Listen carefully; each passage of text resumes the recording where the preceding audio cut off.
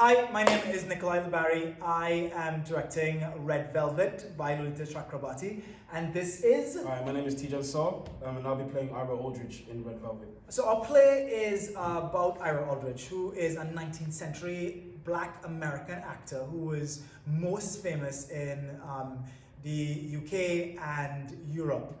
And his history and his most famous role, he played Othello at the Covent Garden Theatre, and mostly the history of Ira's life has been lost in our modern times. So we're going to talk about it. What did you know about Ira before you started doing this play? Well, before doing this play, I didn't know anything about Ira Aldridge himself. Like Nothing. Absolutely nothing. I didn't even know his name until obviously we got given the play, and then my mind just was suddenly exploded with how amazing of an actor he is. I feel like obviously in school, in drama school, like we're never taught about actors of the past, especially like successful Black actors. Yeah. I had in mind that, what's his name again? What's his name? I forgot his name. Which actor before we talk about? James Earl Jones. Right, yes, James Earl Jones, yeah. From my knowledge of acting, Yeah. especially like Black actors, like my knowledge was that he was one of the most successful Black actors of his time. Yeah. So in terms of like historical famous Black actors, Ira Aldridge never came to mind at all. Hang on, so your memory goes back like Yeah. James Earl Jones. No, I'm not. There's not Okay. this on you. But if you're like historical Black famous actors, James Earl Jones to start off with, that's problematic. Pretty late, isn't it? Yeah, I that's know. problematic because Yeah.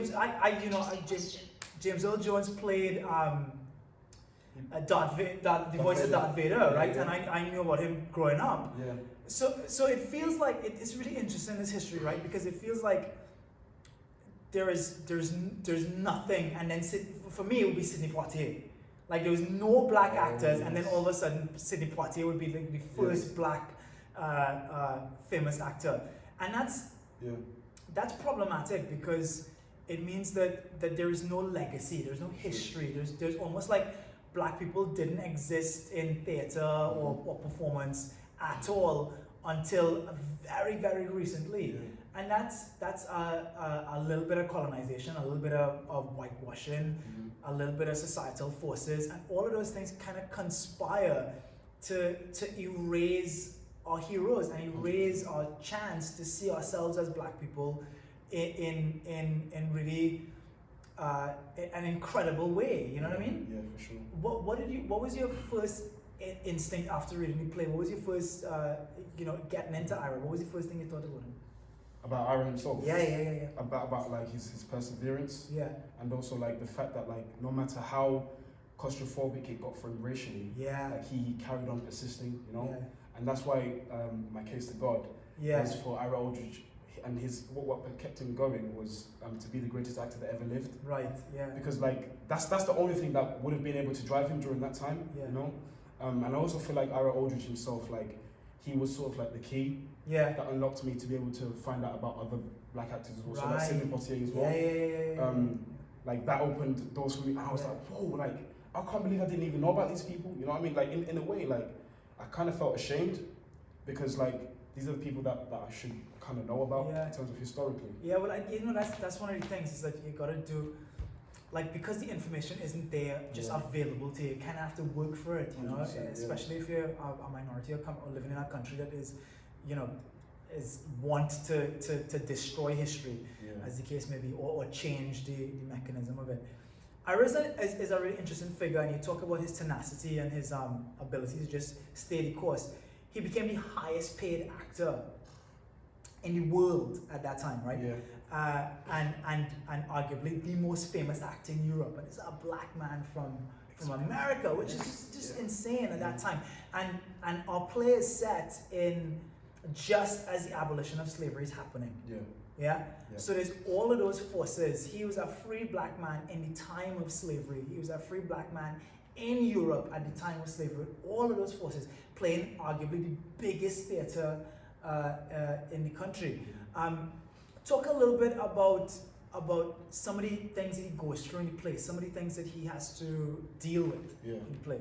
I mean, there's his relationship with Margaret, who's his wife. He has to sort of battle with the taboo of that because obviously it was something that was very controversial. He was also that was also 1825 was a time where like he was at his peak in terms of career. So like everyone would have known about him, you know, like his wife, him and his wife, their relationship would have been tarnished. It would have been difficult for them both to be able to sort of live with each other. But also a like, mixed race relationship in exactly. 1833. You know what I mean? It's crazy, bro. Like I read like he was just like he was a big statement. You know what I mean? Like he stepped in the room and he made his presence known. And that's another thing that I found really empowering about Ira because like, and it's a really empowering role to play because like nowadays you don't really get the chance to be able to be as big and as powerful as a man like Ira Aldridge, and I really like admire him for that, for real.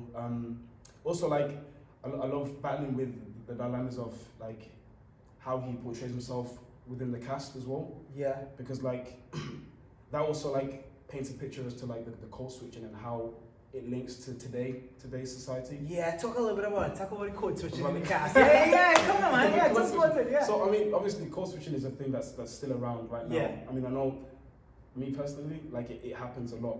Like in terms of like the surroundings that you find yourself in, you find yourself changing to be able to accommodate for the people who are around you. Yeah, because we all want to fit in, right? Because we all want to fit in, exactly. And not feel like we constantly on the outside. Exactly. So then like coming into a space and like making your presence known, I feel like linking that to Ira is like nothing's really changed since then. You know what I mean? Because like because that's essentially what happens to him in this play, right? Is that his inability or his like he doesn't want to play the game, right? There's a game that is happening in theatre at that point in time, and he's like, "No, I'm gonna do something different." And he goes hard, and because he's going so hard, everybody around him is either one telling him to tone it down, or two, nah, you can't do that. No one's ready for it. Yeah, nobody's ready for it. Nobody's ready for it. His power is explosive. And that's why I really enjoy playing him as well, because it's just freeing as well, you know. Especially like given the circumstances of the time, and given what's going on outside, given what's going on in that specific year, like just to step out and go against the odds for that, and to be present in the moment, I feel like that's just it's an honor to be able to play that, you know. So in playing him, right? If you had to leave the audience, or not even really the audience, but leave a message for somebody else coming up after you playing him, what one, about the history, what would you say to them about the history, and two, what's your biggest takeaway from playing this character? I'd say if someone was to come and step into the shoes of Ari, I would tell them to make sure that they learn about every inch of Ira Aldridge, and to make sure that they feel every inch of what Ira felt. You know, he's a complex guy, right? 100%. He like literally like sometimes when I'm going onto the stage, leaving set and stuff like that, it's like the amount of work that he put in, and he didn't see himself as being any more important than anybody else. Which is another thing that I found humbling about him, because he was so powerful yet so humble. And because he wants everybody on stage to be like, if everybody is doing well on stage, he's doing well on stage. He is, you know, he can be who he wants to be on stage. But everybody else has to be playing that game with him, right? 100%. He's not Cristiano Ronaldo. He doesn't want to take the ball for himself and score by himself. He wants everybody there for the whole game. He wants to share the moment, which is what I find so beautiful about him as a person. So like, what I would tell them is to make sure that they feel, and like they really feel every inch of him, and really find his psychology, you know, because obviously with him being so powerful and so big of his time, he can easily be portrayed as someone who's sort of too big for his boots, or like big-headed, you know. And that's the sort of thing that I want to make sure that person would drive away from. It was actually the opposite, right? Because he was so driven, so focused, so wanting to like you said, be the best at the thing that he wants to do. Everybody thought he was either arrogant or standoffish or something like that. But it feels like it was quite the opposite to that. Is that he was just inspired and driven to be the best actor he could be. Is that tunnel vision mindset, isn't it? For sure. Tell us like thinking about the history and and what you had to do to find out. If you had a message for somebody who wants to find out more, what would you say to them? I mean, the research is pretty hard to find out there. It's very little. Yeah. You know, but I definitely say to read about him. Yeah. Like reading about it, I've got his biography. Like there's a lot of information in there. Yeah. Some of it isn't historically accurate, but like from what I found out about him, I was able to get a lot from it. You know, Yeah. and really see him as a human being. Yeah. That's one thing that I definitely take away from him historically. Cool. Is to see him as a human being of his time. Difficult, you know, yeah, because we could look back and go, like, that's a really difficult time to have lived in. Yeah. But, you know, he was living through it, and he was achieving things, and, you know, there's a lot of, like, there's loads of historical figures around that time. There's a lot of Equiano, and there's Solomon Northup, and all of these men that were free. And there's a lot, like, you know, they are the figures that we know, but there's loads and loads of free black people doing amazing things in that era. So for me, I don't want anybody to come away from this ever again thinking that the history of black people in the Western world was slavery and then Sidney Poitier. Like, you know what I mean? literally. There's so much color, and there's 100%. so much beauty, and there's so much achievement that happened throughout you know, all of history from Africans throughout history. It's just so easy to sort of like just see people back in the day like as they struggle. Yeah, you know what I mean? exactly. And that's one thing that I really wanted to stay away from. Yeah. Because it's easy to fall into that mindset, because that's all that's portrayed in the media, Yeah. that's all that's portrayed in films, Yeah. you know. And then when you see that, it's like, is that all we amount to?